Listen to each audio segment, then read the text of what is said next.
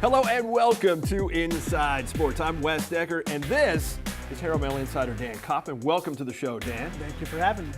Big show today, the Iowa Caucus and Groundhog Day, both behind us.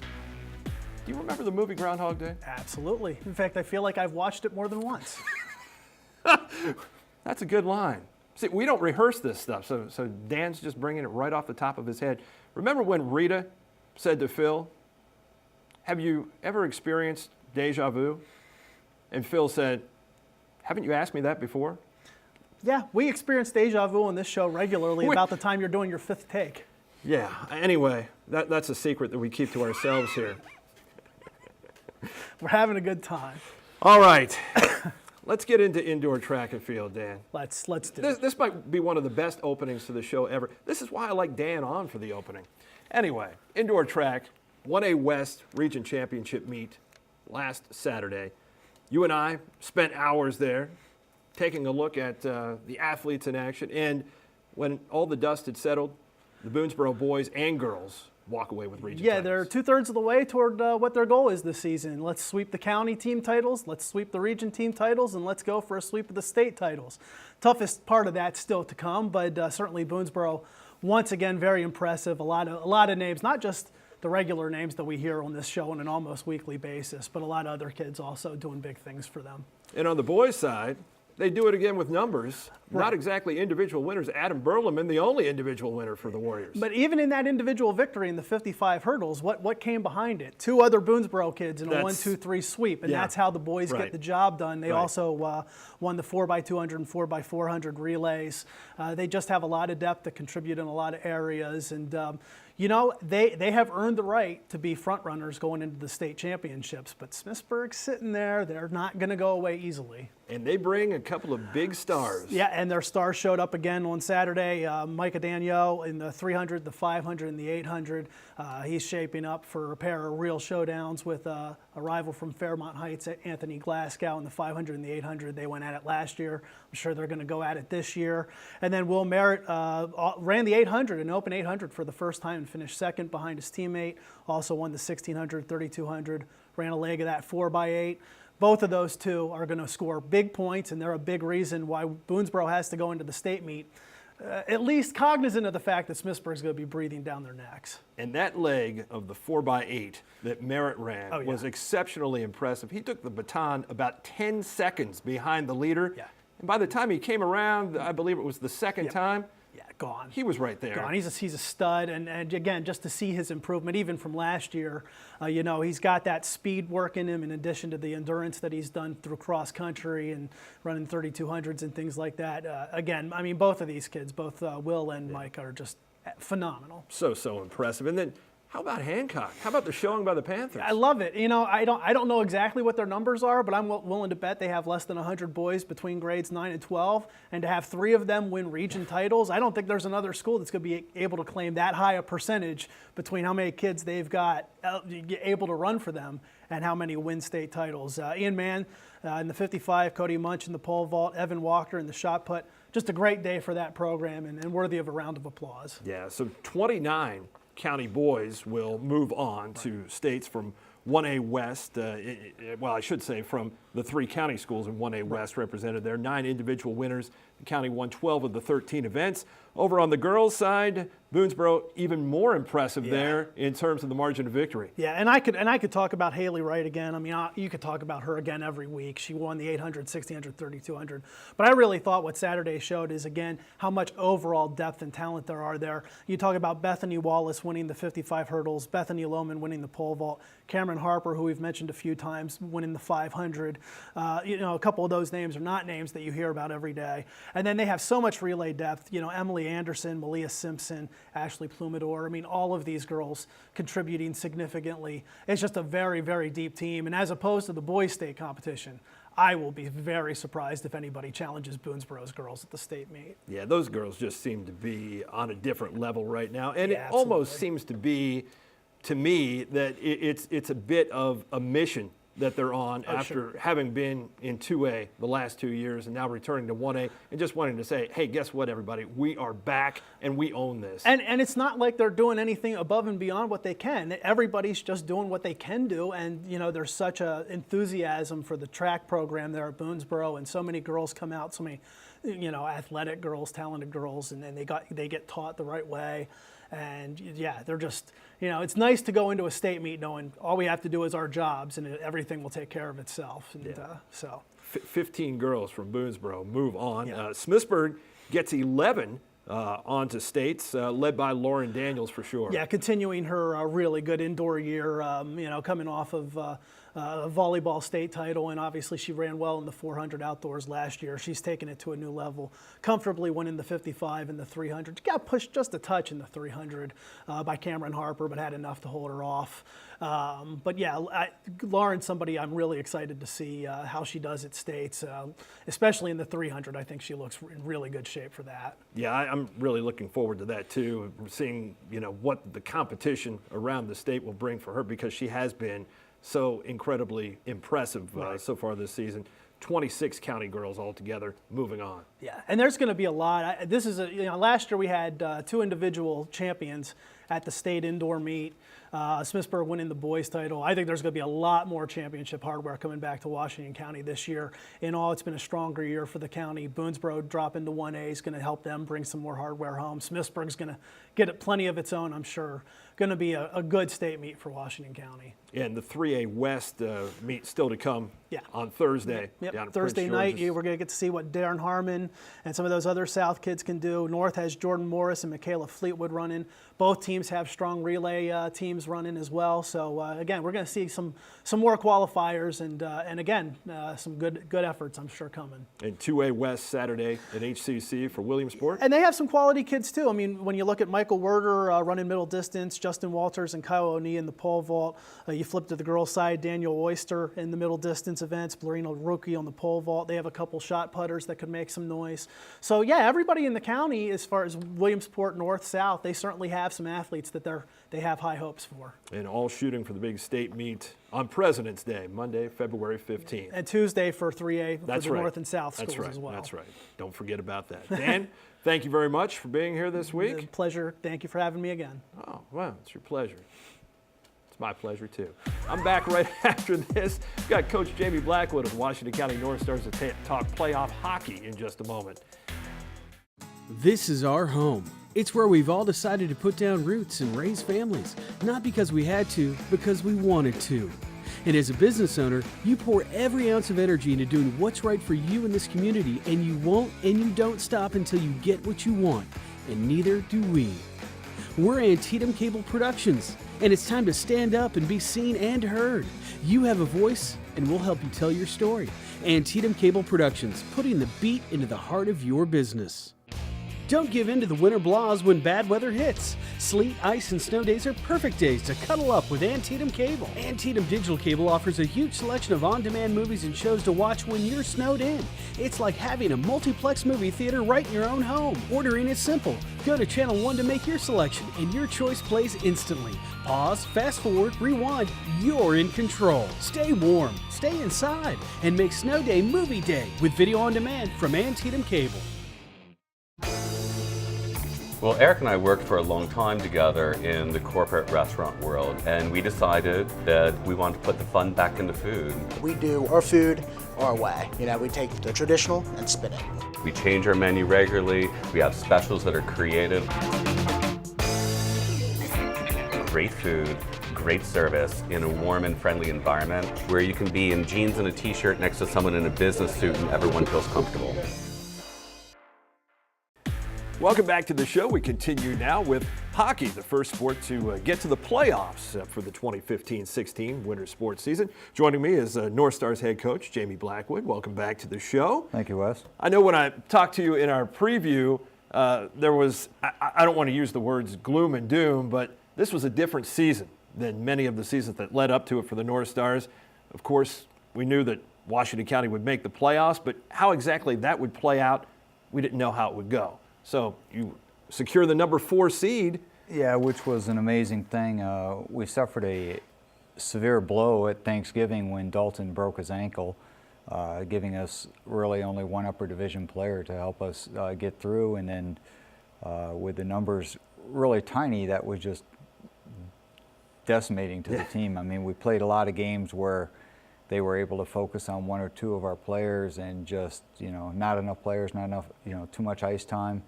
And without our goalie, Jack Perna, standing tall, and some of the efforts like Harris and Chris and some of the things that they did to hold things together why Dalton was out was a amazing thing.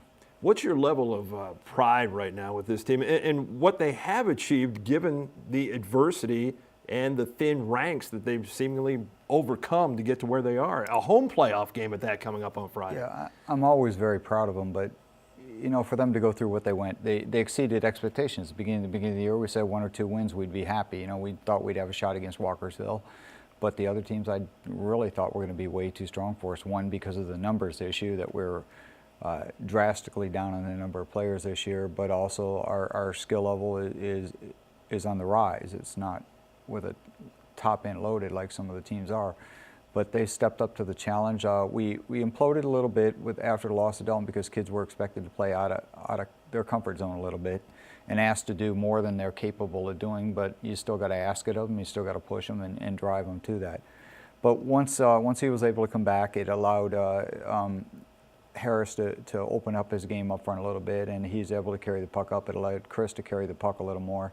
And just when they got all together again and after they had that success early, as soon as the return, it kind of gelled them as a team. And they got back to learning and playing the game of hockey and trying to play a system. And the system helps them hide some of our deficiencies and allows them to succeed against some of the other teams. You can feel that senior night is a very special night.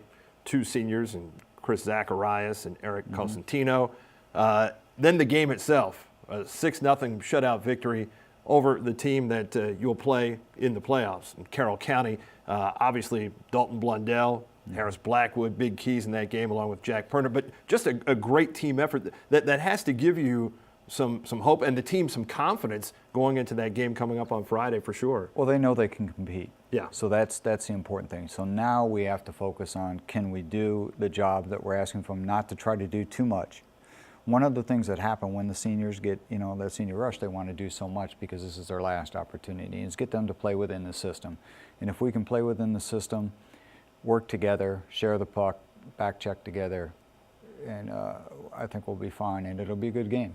Yeah, it was a tough week last week for the North Stars. I mean, playing back to back to back. Even NHL teams don't do that. Kind of ran out of gas in the Oakdale game, the final game on the road last week. But those first 2 games were the games that I think really provides that hope coming into the playoffs. At least getting 1 win, you would hope, and then just seeing where it all plays out from there. Yeah, when we went into that Urbana game on day 2 of that 3-game swing, Urbana's got a full load of players. They have I think 30-some players in their program total between the varsity and JV, and here we are showing up with 10, right. Or 9 at KSB with 1 player out right now. So we don't even have 2 full lines. So we're double and triple shifting and dumping and doing all sorts of things and trying to buy time until we get an attack. But they were able to be successful at that, and when they had the scoring opportunities, they were able to put the puck in the net, and that's what's important.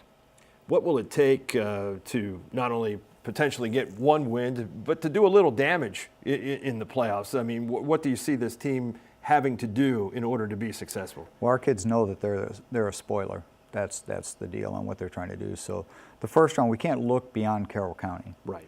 And if we can play them effectively and Jack has another good game and we allow only 1 initial shot and don't allow additional follow-up shots close to the net and we make them shoot from the perimeter, it's anybody's game. If we get lucky enough to pass beyond that with Middletown, then it's simply, can we effectively keep the big boys off Jack, because they're tremendously talented and for high school standards, and they have a lot of horses. So it just, how long can we keep the puck in neutral ice? And we'll get our breaks, but we have to convert on them, and we have to make minimum amount of mistakes. Embracing the underdog role, something that is very different for the North Stars organization, that's for sure. But Coach, best of luck. I think all in all, this has been a very surprising season in terms of the results as it's played out, despite everything that's happened along the way. And always great to see you. Thanks for being here. Great, thanks, Wes. I'll be back right after this, continuing on with more sports here on our program with basketball coming up. The first of two segments, the first one involving the boys in just a moment. Antietam Cable's WCL-TV invites you to take a tour of local restaurants from the comfort of your couch with our local dining guide, airing now. Your host Sam Little goes beyond just the dining room and sits down with local owners and chefs to talk about what makes their restaurants local favorites. We explore the best of American cuisine, head south of the border for a little heat, and travel over the Atlantic for some of Italy's best. Washington County is a hotspot for great food, and we're showing you what you've been missing with WCL-TV's local dining guide, airing now on Channel 30 and in HD on Channel 489. Tony's Pizza in Williamsport has had the same simple philosophy since 1985. Start with simple products. Sauce from the best Italian tomatoes. The best cheese and dough made fresh every day. Then mix those with a great atmosphere, and you'll have the best dining experience you can find. Tony's is known for their pasta dishes, subs, pizzas, and specialty items like their Nutella Dots and the famous Crazy Tony. Simply put, they want to give the best food they can give to their customers. So stop in today to Tony's Pizza in Williamsport. Sports fans rejoice. Antietam Cable's sports package delivers all your sports action, including NFL Red Zone and MLB Network. Don't miss a touchdown, three-pointer, or home run from your favorite teams in your region or across the country. From pro to college to life in the great outdoors, Antietam Cable has your sports coverage. Sports Plus. Order now and get 60 days free. Instant activation with a digital box. Call Antietam Cable now, 301-797-5000. Welcome back to the show. We continue with boys basketball. And this week, I'm honored to be joined by Broad Fording Christian Academy head coach Bernie Klutz. Welcome to the show, Coach. Thank you, Wes. Pleasure to be here. I'll tell you what, when I talked to you back during the holiday break, there wasn't a whole lot to discuss favorably as it related to Broad Fording Christian Academy basketball. Now, fast forward to the end of January, team is on an 8-game winning streak. Hottest team in Washington County right now. Tell me, how did it all turn around? Just, Wes, a lot of hard work. The team finally started to believe in what we were telling them from a coaching standpoint, that being that we need unity, we need camaraderie, we need teamwork. We have the pieces to the puzzle, but we need everybody working together to properly segment them to make this the picture we want it to be. I know it's always tough at Broad Fording because you don't have a lot of continuity in terms of what's coming back from one season to the next, and it seems like you're drawing players from all four corners of the globe, and that this year more than ever it is pretty much the case. So how do you get that blend? How do you get them? Because you have players with different backgrounds. You have guys from Germany coming. I mean, you've got European players. How do you find a way to meld all of that into this cohesive unit? And as you said, it takes a while, but now that it's happened, you know, what's the secret to this? Is there one? Well, Wes, I think at the very outset, you know, you've got to watch the kids, watch them play together, watch them scrimmage, learn their strengths and their weaknesses as individuals, and then be able to assimilate those individual strengths into what would make a good team. And it's trial and error. It's sort of like being in a laboratory.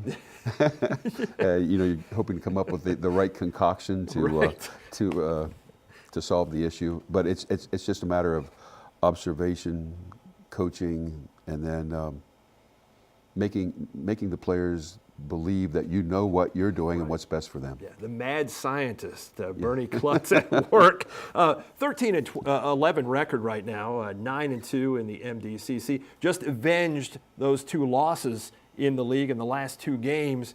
Really turned things around here, averaging over 59 points per game now, giving up just over 54 during this 8-game winning streak. 68.8 points scored per game, 38.4 allowed. I mean, everything just seems to be clicking right now. What is the confidence level with this group at the moment?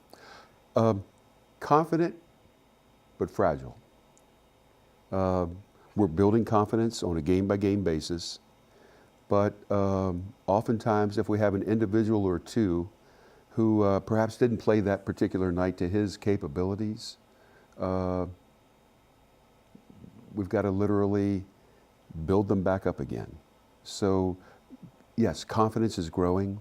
The belief in themselves as individuals and as a team is growing, but it's fragile. And you're one who would never shine the spotlight on yourself at all. But I have to ask you this, as far as the coaching job that you're doing this season, has this made it one of the more difficult ones, all things considered? Yes, sir. This has been my most difficult of the 12 years I've been at Broad Fording. Wow. Because, Wes, you don't want to fail the kids. The talent is there, but you've got to get them to believe in each other. You've got to get them to believe in your concepts. And up through the Christmas break, I felt like I wasn't getting through to them at all, or they weren't believing in me. But over the break, we had some really good practices. We finally had a few guys who said, okay, I will put the team before myself. And then we really started to gel. And has that been a missing piece this year when you say, I'll do this and I'll be unselfish? Has that been what's missing, kind of that leadership, especially by example? Yes. Wes, I would say at this juncture, even though we're going well, we still lack leadership. But we are developing real unity, real camaraderie, and a real unselfish on-court demeanor. Yeah, and I think, having lost 5 of 6 before this 8-game winning streak, before we went on the air, you were talking about a crescendo, and then all of a sudden the snow hits. Yes. And nature's been the only thing that's been able to derail Broad Fording recently. But I want to look ahead a little bit. Of course, the MDCC tournament coming up beginning February the 16th. But beyond that, St. James Invitational Tournament. Boy, lofty goals and aspirations there for Broad Fording, but absolutely nothing to lose and everything to gain. And I think a lot of people said, why would Broad Fording be in that? That's a free space for somebody. But I don't know. This team right now, with the confidence growing, if you can keep it rolling, can make a little noise there. Well, we certainly hope so, Wes. This is the thing. We take one day at a time, one practice at a time, one game at a time. We continue to try to build. And who knows? Who knows where you can go if you have self-belief and you play defense. I'll tell you what, talking to you always makes me believe, Coach, and it's always a pleasure to see you. Thanks so much for being here, and continued good luck. Thank you, Wes. Thank you very much for having me. It's always a pleasure. I will be back right after this, joined by Bob Parsaliti. We'll talk girls basketball in just a moment.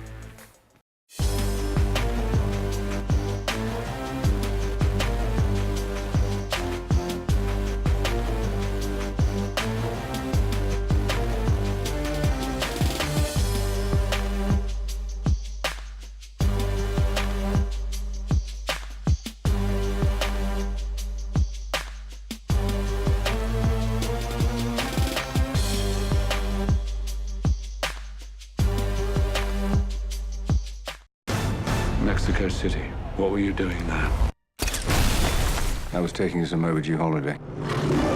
You're crossing over to a place where there is no mercy. This organization. Its name is Spectre. It was me, James, the author of all your pain. Rated PG-13. Digital customers, tune to Channel 1 to get started. Welcome back to the show. We continue with girls basketball now. I'm joined by Herald Mail insider Bob Parsaliti. Bob, forgive me if we're a little self-promotional in this particular segment, but for the first time ever, Antietam Cable doing live basketball games this Saturday, the doubleheader between Williamsport and Boonesboro. All starts with the girls game at 5:30 at Boonesboro, and we get two teams that should be coming in riding rather lengthy winning streaks. Williamsport right now 12-3 as the week begins, and currently on a 4-game winning streak. Boonesboro is at 9-5 and has won its last 6 in a row. Now these are two teams that, as you well know, have some history together. Most recently, most of that has gone Williamsport's way, but I think with a lot of momentum from both of these teams coming in, A lot of build up to this game in terms of both teams looking at it as a game that will either keep the momentum rolling or will kind of stymie them a little bit. Should be a very interesting matchup, and I think it's really going to be a chess match between the two coaches. Well, I think start off, I mean, the running joke with Sam Conley, Boonesboro's coach this year, was he was saying how they got beat by Williamsport 3 times last year. And I said, well, you'll have much better time this year because you only have to play them twice because they're now both 1A and 2A instead of both in 2A.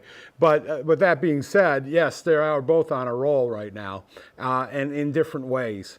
We've talked about it before that Boonesboro just needed to find a way to get the ball to their scorers.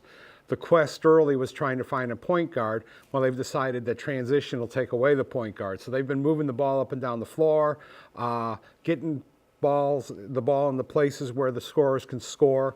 And then you got the silent assassin in Sydney Stotler, who really is practically doing a double-double, averaging a double-double. So, I mean, she's been great, and Taylor Strasser has done a great job as being kind of like the glue and all that. You go to the other side with Williamsport, they were trying to find that glue again. They lost Sydney Hawkinsmith early. They have 3 primetime players in Olivia Coleman and Kate Wade and Erin McVicker, and then it's trying to find somebody to add the glue to them to put it all together. So this game is going to be more, yes, you're right, it's going to be about whatever the coaches do, but this game is going to be more about trying to get better for end of the month. It's not, the only thing that's at stake is some minor bragging rights because there's no conference anymore. Yeah, Williamsport won the first one 46-32 back on December the 18th. That's the game that Hawkinsmith was injured in. Since then, for Williamsport, Kate Wade scored her 1,000th point last Saturday against Hedgesville. And it's going to be the perimeter game of Williamsport against that inside game of Boonesboro. You think 4 6-footers on that Boonesboro side, and you would think they would have some advantage on the interior there. Rebounding certainly should go in Boonesboro's favor. Tempo will probably have something to do with this too, because I know Coach Kevin Murphy prides his team on its defense and trying to get a lot of things done on defense. Defense goes into transition, but it also stops the other team. Meanwhile, I think Boonesboro will be more comfortable with a higher tempo type game. So that could be the battle there on who can get what they need to do, what they need to do. Yeah, you get the highest scoring team in Washington County in Williamsport on the girls' side versus the second highest scoring team in points per game in Boonesboro. But then you offset that with, as you mentioned, Williamsport's defense, by far the best in the county, allowing just 31.6 points per game so far this season. And then the second game, the nightcap, the boys' game, Williamsport rallied from a 37-26 deficit in the third quarter, the first time they took on Boonesboro, ripped off a 46-28 run over the game's final 12 minutes and 12 seconds to escape with a 72-65 victory. Williamsport comes into the game 8-6, Boonesboro at 5-9. And again, at this stage of the season, obviously teams are pointing toward the postseason. Boonesboro still looking for some consistency. I mean, they've had times this year where you looked at that Boonesboro team and you said, wow, that's a complete team that can do something, having beaten James Wood, also beaten Brunswick earlier in the season. And then on the Williamsport side, it's interesting there because if Williamsport can establish some sort of a margin in a game, they seem like they're so much better, or either they just completely fall apart. If it's a close game, it's almost as if it would favor Boonesboro a little bit, and Boonesboro hasn't beaten Williamsport in a long time on the boys' side either. So a couple of very interesting matchups there as we look toward the postseason. Should be a lot of fun. Coach Barry Brown will be doing commentary with me. He'll be providing the analysis on Antietam Cable's coverage coming up. We'll start at 5:15 on Saturday live on channels 30 and 489. So looking forward to that and hope you'll tune in. Bob, as always, great to see you, and talk to you again next week. All right, thanks for having me on. It's been a whirlwind week here. We've hit on just about everything except for wrestling, and we may talk a little wrestling next week as we try to get back into the scheme of things. The snow kind of threw us off a little bit, but it looks like we're getting things back to normal a little bit, although schedules have certainly gotten a lot heavier. Until next week, thanks so much for watching, and I'll see you then on the inside. Hey, your sisters and your brothers, your haters and your lovers, You gotta get up in the streets.